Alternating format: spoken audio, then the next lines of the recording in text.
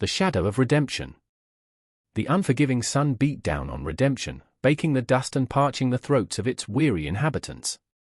Sheriff Caleb Stoneface Hayes, a man whose weathered features mirrored the harsh landscape, squinted at the horizon. A storm was brewing, and it wasn't just the ominous clouds gathering in the distance. News had reached Hayes of Smiling Jack Mallory's escape from Yuma Territorial Prison. Mallory, a smooth-talking outlaw with a reputation for cunning and cruelty, had a score to settle with Hayes, a debt forged in blood and betrayal years ago. Hayes's gut churned like a rattler coiled to strike.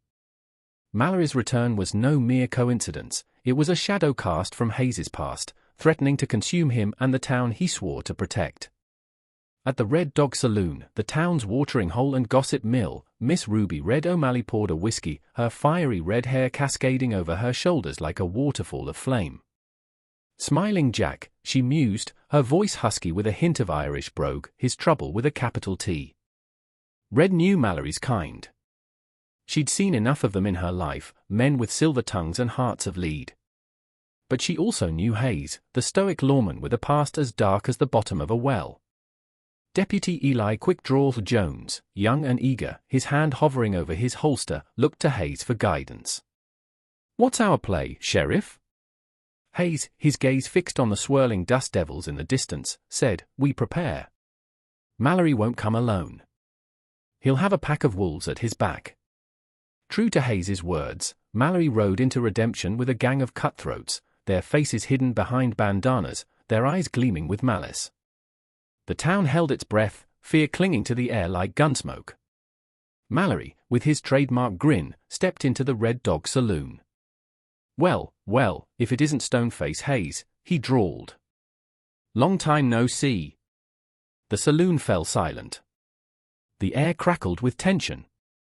Hayes, his hand resting on his Colt Peacemaker, met Mallory's gaze. "Mallory," he acknowledged, his voice as hard as granite. "I'm here to collect," Mallory continued, his voice laced with venom. "You took something from me, Hayes. Now, I'm gonna take something from you." A tense standoff ensued, the silence punctuated only by the ticking of the clock and the ragged breathing of the onlookers. Mallory's eyes flickered towards Red, a glint of predatory amusement in their depths. "And maybe," he added, his voice dripping with insinuation, "I'll take a little something else while I'm at it." Red met his gaze, her own eyes blazing with defiance. "You lay a hand on me, Mallory," she warned, her voice low and dangerous, "and I'll make you regret the day you were born." Mallory chuckled, a chilling sound that echoed through the saloon. "Feisty, ain't why, eh? I like that." The tension snapped.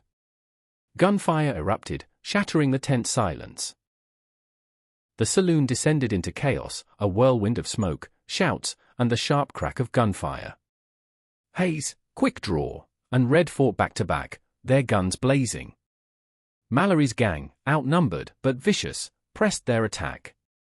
The saloon's once pristine interior was now marred by bullet holes and splattered with blood.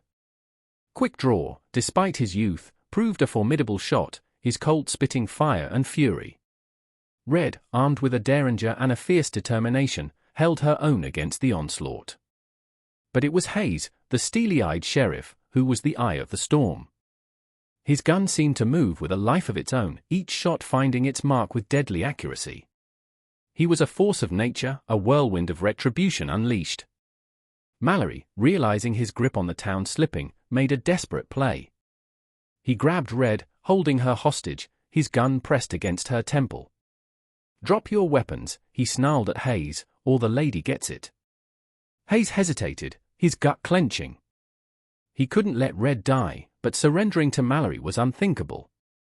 Red, ever defiant, spat in Mallory's face. "Don't you dare give in to him, Hayes!" Mallory's eyes narrowed, his finger tightening on the trigger. Just as he was about to fire, a shot rang out. Mallory staggered back, clutching his shoulder. Quickdraw, seizing the opportunity, had fired his gun, distracting Mallory long enough for Hayes to make his move. With a blur of motion, Hayes drew his Colt and fired, the bullet finding its mark in Mallory's chest. Mallory, his lifeblood staining the saloon floor, collapsed, his eyes glazing over. The tension in the room dissipated, replaced by a heavy silence. Hayes, he's breathing ragged, lowered his gun. Red, her eyes wide with shock, rushed to Mallory's side, her hand hovering over his still form. "It's over, Red," Hayes said, his voice hoarse. Red nodded, her eyes filled with tears. "It's over," she whispered. The battle was won, but the war was far from over. Mallory's gang, though leaderless, was still a threat. Hayes knew he had to be vigilant, to protect Redemption from the darkness that clung to its edges. In the aftermath of the shootout, the town of Redemption was left scarred. The Red Dog Saloon, once a place of merriment and revelry, was now a somber reminder of the violence that had plagued their peaceful existence. Hayes, haunted by the ghosts of his past and the weight of his responsibilities, continued to guard the town. Quickdraw, inspired by Hayes's courage and skill, grew into a capable deputy, his loyalty unwavering. Red, her heart heavy with loss, carried on, her strength and resilience a beacon of hope in the face of adversity. She continued to run the Red Dog Saloon, a haven for weary travelers and a symbol of Redemption's enduring spirit. As the sun set over the town, casting long shadows across the dusty streets, Hayes stood on the edge of town, his gaze fixed on the horizon. The storm had passed, but the scars remained. Yet, in the heart of Redemption, hope flickered, a testament to the indomitable human spirit. The days that followed were a tense calm. Hayes, despite the lingering ache in his shoulder from a graze during the shootout, patrolled the streets with a renewed vigilance. He knew Mallory's gang, scattered but not defeated, lurked like coyotes in the shadows, waiting for an opportunity to strike. He felt the weight of responsibility pressing down on him, the lives of the townsfolk resting squarely on his broad shoulders. Quickdraw, though still shaken by the violence he had witnessed and participated in, was growing up fast. He shadowed Hayes, eager to learn the ropes of law enforcement in the untamed West. He practiced his quickdraw relentlessly, the metallic click of his Colt echoing through the dusty streets. He was determined to live up to his nickname and become the kind of deputy Redemption needed. Red, however, was a different story. The normally boisterous and fiery saloon owner was subdued, her laughter silenced, her eyes haunted by the memory of Mallory's lifeless body slumped on her saloon floor. She kept the Red Dog open, but the joy had gone out of it. The piano player played mournful tunes, and the clinking of glasses seemed muted, a somber soundtrack to the town's unease. One evening, as the sun dipped below the horizon, painting the sky in hues of blood orange and deep purple, Hayes found Red sitting alone on the porch of the Red Dog, a half-empty bottle of whiskey by her side. "You all right, Red?" he asked, his voice rough with concern. She looked up at him, her green eyes filled with a sadness that cut him to the core. "I should have known better," she said, her voice barely a whisper. "I should have seen him for what he was." Hayes sat beside her, the silence stretching between them like a taut rope. He knew she wasn't just talking about Mallory. He knew she was talking about herself, about the choices she had made, the path that had led her to Redemption, a town that offered sanctuary but couldn't erase the past. "We all make mistakes, Red," he said finally, his voice low and comforting. "It's what we do after that matters." She nodded slowly, taking a long swig from the bottle. "He said he was going to take something from you, Caleb," she said, her voice thick with emotion. "And he did. He took my peace of mind." Hayes reached out and gently took the bottle from her hand. "He won't take anything else," he said, his voice firm. "I won't let him." He stayed with her until the moon replaced the sun, their shared silence a testament to the unspoken understanding that had grown between them. He knew he couldn't erase her pain, but he could offer her his presence, a silent promise of protection. The next morning, a rider arrived in Redemption, dust swirling in his wake. He was a grizzled old bounty hunter named Jebediah Jeb Tucker, known for his tracking skills and his relentless pursuit of his quarry. He had come for Mallory's gang. "Heard tell you had some trouble here," Jeb said, his voice gravelly like dry leaves. "Figured I could lend a hand." Hayes, wary but desperate for any help he could get, accepted Jeb's offer. With Jeb's expertise, they began tracking the remnants of Mallory's gang, following their trail into the unforgiving wilderness. The chase led them through canyons and across mesas, the landscape a silent witness to their pursuit. Jeb, with his uncanny ability to read the signs, guided them through the treacherous terrain, his eyes missing nothing. After days of relentless pursuit, they finally cornered the gang in a hidden valley, a natural fortress surrounded by towering cliffs. The outlaws, outnumbered and outgunned, were desperate. A fierce gun battle ensued, the echoes of gunfire reverberating through the valley.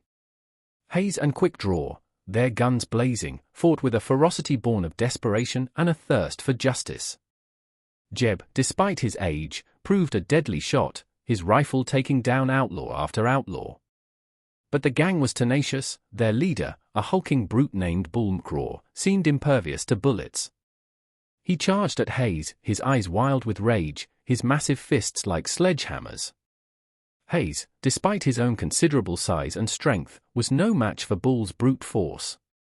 He was knocked to the ground, the wind knocked out of him. Just as Bull was about to deliver the final blow, a shot rang out. Bull stumbled back, clutching his leg. Red, who had insisted on joining the posse, stood behind him, her derringer smoking in her hand. She had followed them, driven by a need for closure, a desire to confront the demons that haunted her. With Bull incapacitated, the remaining outlaws surrendered, their fight gone.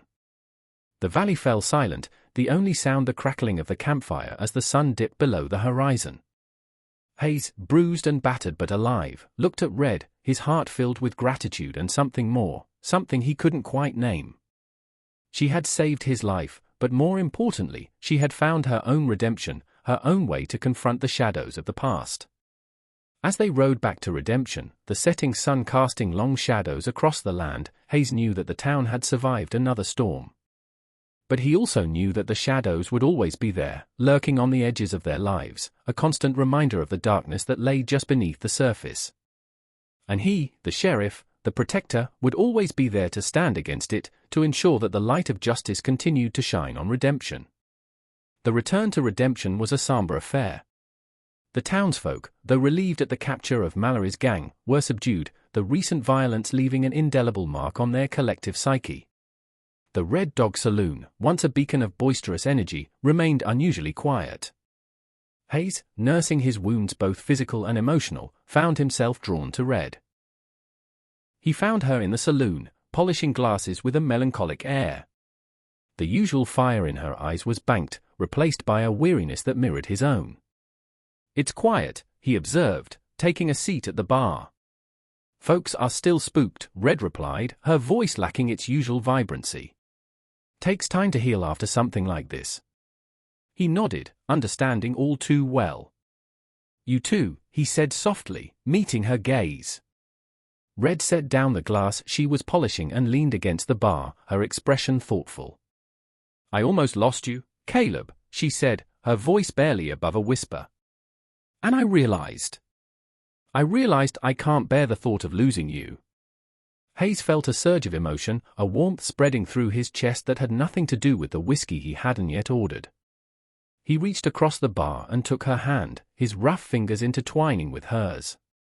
"You won't lose me, Red," he said, his voice deep and sincere.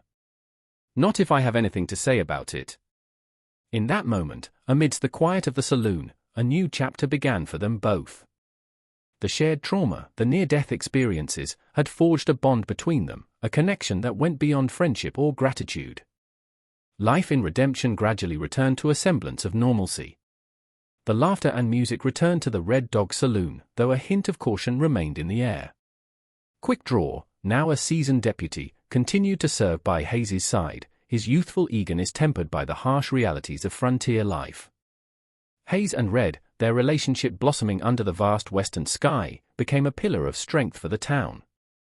Their love story, born out of hardship and loss, was a testament to the resilience of the human spirit, a beacon of hope in a land often defined by violence and uncertainty. One evening, as the sun dipped below the horizon, painting the sky in a breathtaking display of colors, Hayes and Red stood on the porch of the Red Dog, their arms wrapped around each other. "You know," Red said, her voice soft and filled with contentment, "I never thought I'd find a place like this. A place to call home." Hayes smiled, his gaze fixed on the woman he loved. Me neither, he admitted. But I'm sure glad I did. He leaned down and kissed her, a kiss that spoke of love, gratitude, and the promise of a future together. As they stood there, bathed in the golden light of the setting sun, they knew that they had found something precious in the heart of the Wild West, something worth fighting for, something worth living for. Redemption, once a town on the edge of oblivion, had become a sanctuary, a testament to the enduring power of love and hope in a land where both were often in short supply.